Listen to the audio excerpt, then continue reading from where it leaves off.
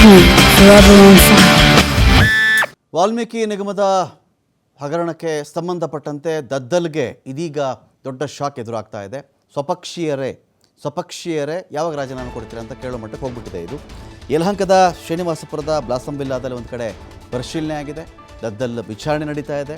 ವಾಲ್ಮೀಕಿ ನಿಗಮದ ಹಗರಣಕ್ಕೆ ಸಂಬಂಧಪಟ್ಟಂತೆ ಬ್ಲಾಸಂ ವಿಲ್ಲಾದಲ್ಲಿ ಪೂರ್ತಿ ಚೆಕ್ ಮಾಡ್ತಾ ಇದ್ದಾರೆ. ಅಲ್ಲಿ ಒಂದು ಕಡೆ ಇಡಿ ಶಾಕು, ಮತ್ತೊಂದು ಕಡೆಗೆ ರಾಜೀನಾಮೆ ಕೊಡಿ ಅಂತ. ಅತ್ತ ದರಿ ಇತ್ತ ಪುಲಿ ಈ ಕಥೆಯಲ್ಲಿ ಸದ್ಯಕ್ಕೆ ದದ್ದಲಿದ್ದಾರೆ. ರಾಜೀನಾಮೆ ಕೊಡಲೇಬೇಕು ಅಂತ ಬೇರೆ ಪಕ್ಷದ ಬಿಟ್ಟುಬಿಡಿ, ಅವರ ಅವರೇ ಒಂದು ಕಡೆಯಲ್ಲಿ ಇದೀಗ ರಾಜೀನಾಮೆಗೆ ಒತ್ತಡವನ್ನು ಜಾಸ್ತಿ ಮಾಡ್ತಾ ಇದ್ದಾರೆ. ಜುಲೈ 15ರಿಂದ ಒಂದು ಕಡೆ ಅಧಿವೇಶನ ಇದೆ. ಈ ಒಂದು ಹಿನ್ನೆಲೆಯಲ್ಲಿ ಒತ್ತಡ ಕೂಡ ಜಾಸ್ತಿ ಆಗ್ತಾ ಇದೆ. ಪಕ್ಷವನ್ನು ಮುಜುಗರಕ್ಕೆ ಈಡು ಮಾಡಬೇಡಿ, ಸೆಷನ್ ಶುರುವಾಗುತ್ತೆ. ಎಲ್ಲರೂ ಇದೇ ಇಟ್ಕೊಳ್ತಾರೆ. ಅವಾಗ ಏನಾಯಿತು ನಾಗೇಂದ್ರ, ಅದು ಏನಾಯಿತು ದದ್ದಲ್ದು ಅಂತ ಕೇಳ್ತಾರಲ್ಲ, ಯಾಕೆ ಮುಜುಗರ? ಆವಾಗ ನೋಡ್ರಪ್ಪ, ವಿಚಾರಣೆ ನಡೀತಾ ಇದೆ, ರಾಜೀನಾಮೆ ತೊಗೊಂಡಿದ್ದೀವಿ ನಾವು, ಮುಲಾಜೆ ಇಲ್ಲ ಇದರಲ್ಲಿ, ಏನು ಬೇಕಾದ್ರೂ ತನಿಖೆ ನಡೀಲಿ, ವಿಚಾರಣೆ ಮಾಡಲಿ, ತಪ್ಪು ಮಾಡಿದರೆ ಶಿಕ್ಷೆ ಆಗಲಿ ಅಂತ ಹೇಳ್ಕೊಳ್ಳಬಹುದು. ಇವರು ರಾಜೀನಾಮೆನೇ ಕೊಡದೇ ಇದ್ದರೆ ಆವಾಗ ಆ ಪ್ರಶ್ನೆ ರೈಸ್ ಆಗುತ್ತೆ.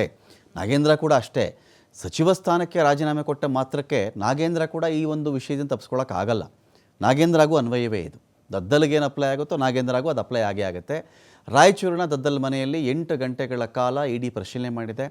ದದ್ದಲ್ ಜೊತೆಗೆ ಯಾರ್ಯಾರಿದ್ದರೂ ಆಪ್ತರು ಅವರ ಮನೆಗಳ ಮೇಲೂ ಕೂಡ ದಾಳಿ ಮುಂದುವರೆದಿದೆ. ವಸಂತನಗರದಲ್ಲಿರುವ ವಾಲ್ಮೀಕಿ ನಿಗಮದಲ್ಲೂ ಇಡಿ ತಪಾಸಣೆ ಒಂದು ಕಡೆ ಮಾಡಿದ್ದಾರೆ. ಕಂಪ್ಯೂಟರ್ನ ವಶಕ್ಕೆ ಪಡ್ಕೊಂಡು ಇದೀಗ ಒಂದು ಕಡೆ ಇಡಿ ಜಾಲಾಡ್ತಾ ಇದೆ.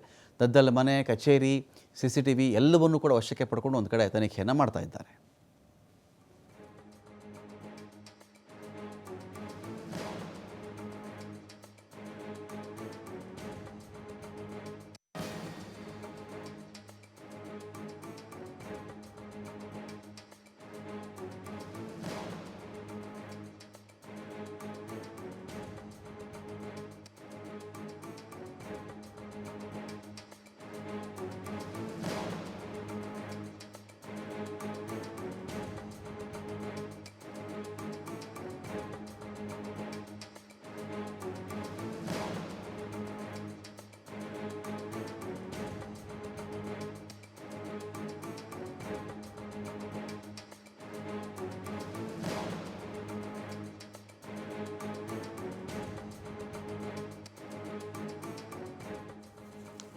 ನೋಡ್ತಾ ಇದ್ದೀವಿ ಒಂದು ಕಡೆ ನಾವಿಲ್ಲಿ. ಈಗ ವಾಲ್ಮೀಕಿ ಅಭಿವೃದ್ಧಿ ನಿಗಮ ಅಂತ ಬಂದಾಗ ಈ ಒಂದು ಅಕ್ರಮ ಹಣ ವರ್ಗಾವಣೆ ಕೇಳಿ ಬಂದಿತ್ತು.